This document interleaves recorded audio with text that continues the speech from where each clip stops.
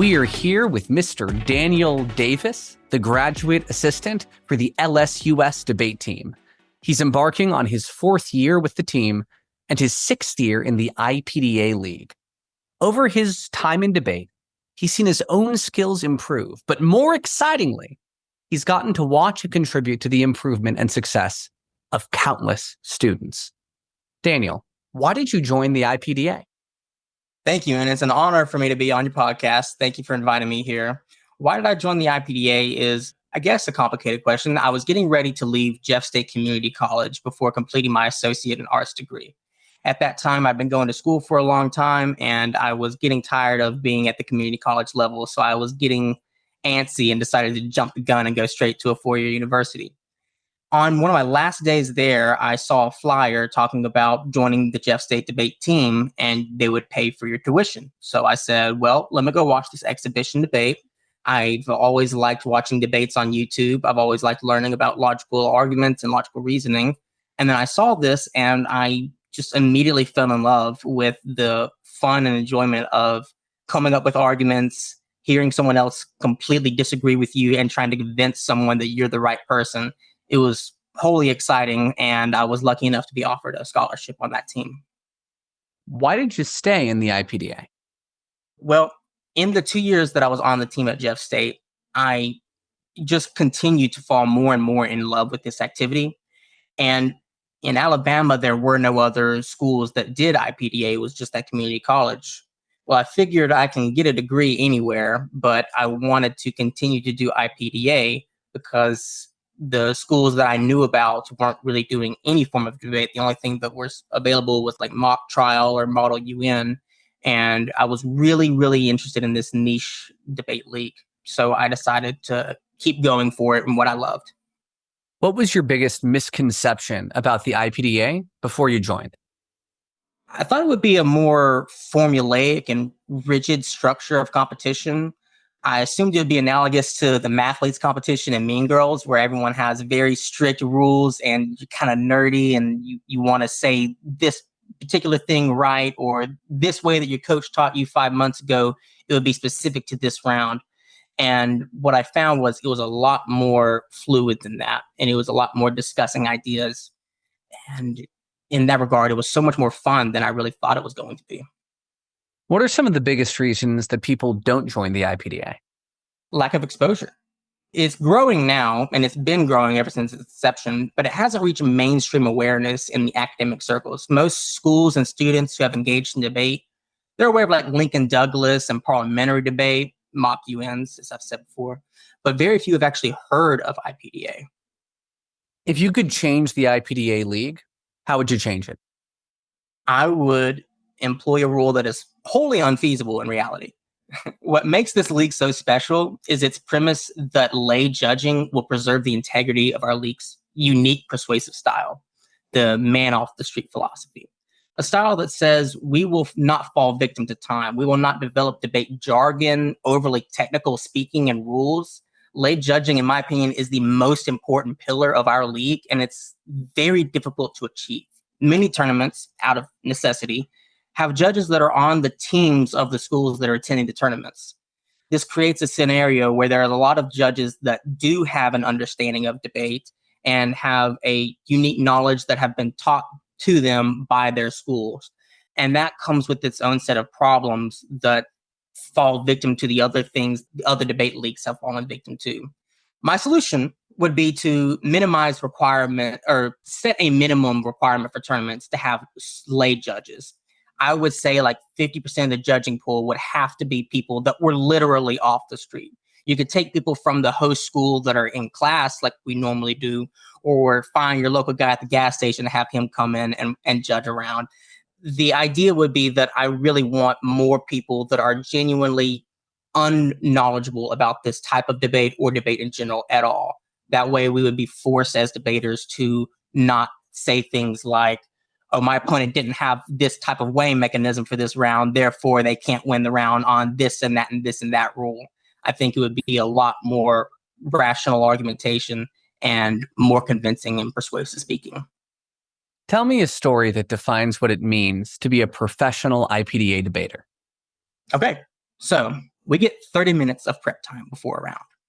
A coach that was competing in pro a lot a few years ago, he stays out of the competitions now. He stayed there for what felt like the entire prep time. So what I mean is he was a coach on another team and he came over to my team to help us prep. And I saw him there for a long time, what felt like the entire prep time. And I asked if he had a buy round this time, a round where you don't compete because there's an odd number of competitors. And he said, no, I'm about to go to round. And I said, well, when did you prep? When did you prep your case for this round that you have to do? And he says, hey, I'm a coach. My round is not as important as your round or your student's rounds. Sometimes I may only get 5 minutes to prep my case. And then I need to make sure that the students are ready for their rounds. He went undefeated that tournament. To me, a professional debater is one who can do all the things a great debater can do at a very high level, but he can do it as a backdrop to his primary goal of assisting and educating the next generation of debaters. A remarkable debater and a remarkable person and a true pro. What unique approach or value do you bring to the IPDA? Why do judges vote for you? I was once told that I'm like a sponge when it comes to debate. Any idea or concept that I get shown about debate, I commit it to a new, possibly core memory. My unique approach is being a true student of debate and always trying to play around with the different concepts I've learned to see what makes for the best rounds. What is your proudest competitive achievement or coaching accomplishment in the IPDA? Well, there were 2 students last year who employed in their style as debaters many things that I had taught them when they first came into our team. They weren't particularly confident in their abilities when they first started. In fact, they weren't even sure that debating was for them. But they fell in love with the sport the way that I fell in love with it, and were always eager to learn. At one tournament last year, they both won their respective divisions. I had never seen it happen where 2 of my fellow students or fellow peers both saw their success reach the pinnacle of winning a tournament on the exact same day. And it was 2 students who were unsure but kept working. That was an amazing thing to be a part of. What is your proudest accomplishment that you learned outside of IPDA because of your IPDA experience? My proudest accomplishment that I earned outside of IPDA because of that experience was when I graduated from Jeff State Community College. I won the Allen Award. It's the award that school gives for the most outstanding graduating student. It was the only thing our college had that was akin to, say, a valedictorian. The award is based on a mix of grades and contributions to the school, and IPDA is the sole reason I received that award. It kept me in school, introduced me to the student activities the school had to offer, and allowed me to network with faculty, staff, and the student body. It helped me become a stronger and more confident student. And without the IPDA, I would not be the me today that is someone I could be so proud of. Let's say I'm a mid-career professional considering Toastmasters, no professional experience with public speaking competitions. I have to give sales presentations every now and then. Why join the IPDA instead of Toastmasters? Well, I can tell you, Toastmasters is a great organization, and there is no reason why you can't do both. But IPDA provides you the same benefits of Toastmasters with a very unique addition. You get to compete against a wide berth of very skilled opponents, allowing you to learn how to make stronger points in presentations because they will test you. You get to debate for a large variety of judges, giving you a chance to learn how to convince anyone you meet for your sales presentations. And finally, you get to join a supportive community that will be there whenever you need them. The people you meet in IPDA will be some of the brightest, most caring, and best friends you will ever make. Any questions for me, the host? A million questions, and let's start with just one. When you get there at 8 a.m. to start a tournament, you are ready. You are pumped, excited, full of energy, and eager to talk to everyone within eyesight. At the end of the night, right when it's about time to call draw for the last round, you have the exact same energy that you had at 8 a.m. in the morning. How do you maintain an apparent constant state of motivation throughout a grueling tournament? In other words, how are you always ready? As people in last year's Pro Division are now very aware of, I did not come from the same IPDA locations as most of the competitors.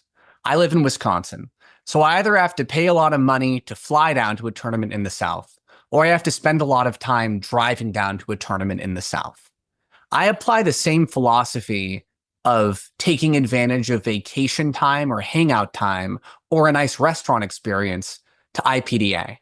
If I'm driving an hour to a restaurant and an hour back from a restaurant, I should be optimizing at least 2 hours of my time at that restaurant to make that drive worth it. With IPDA, it's going to take me longer to get there and get back if this is a driving experience than it will take time for me to debate at the tournament itself. So to make up for that differential, I feel like I need to create more value for myself by treating every round like it is a theatrical showcase. If I don't bring my A game, I'm not going to invite the mirror neurons of my judges because my enthusiasm creates an emotional enthusiasm in them. Humans are pro-social creatures before anything else. And if I don't recognize that and come in with lackluster vibes, I cannot ignite great vibes in the judges, so I will have no expectation of success. Remarkable, remarkable. And one more question for you. I recall one time that you said you don't particularly enjoy doing practice rounds, at least not full-length IPDA practice rounds. When you went on your tear of winning all these tournaments in a row and being a remarkable debater, how did you prepare for those tournaments? How did you get ready for those rounds? 3 things. First was hardcore research. I made an IPDA strategy sheet that's 118 pages long. On that, I went over the big picture outlines of how I wanted to approach different topic areas. For example, how I would respond to claims of abuse against the way that I frame my cases at the top, then media and pop culture structures, then things on Russia, Ukraine, China, Taiwan, nuclear war, the housing crisis, the strengths and weaknesses of every major military force, how to deal with quotes, whether dress codes are good and bad. All of these things are laid out in a comparable format on this document. And I would add to the document every time I went to another tournament where I wrote what my strategy was in the moment and then my optimal strategy later on down the line. So step 1 was research. Step 2 was role play. I would role play by finding recordings of IPDA online. And then with zero prep, I would pause after one of the speeches and then deliver the speech that I would give as the debater who was about to respond in the video.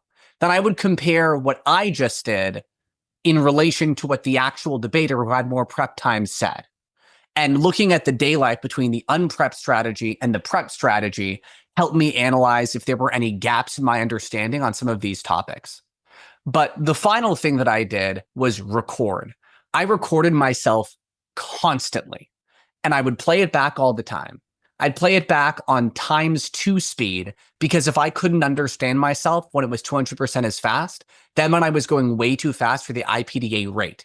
I would play it back very slowly so that way I would notice more things about my elocution or about my facial expressions or body language. So using these 3 R's, this is research, role play, and record, I was able to set up some success in the IPDA. That's amazing. That's great information. And my closing comment for you, Iain, is thank you for having me on here. It's been an honor to be a part of this. It's been a wonderful experience the 3 times I've been lucky enough to debate you in IPDA. And I hope someday you will come back and I can have another shot at debating you.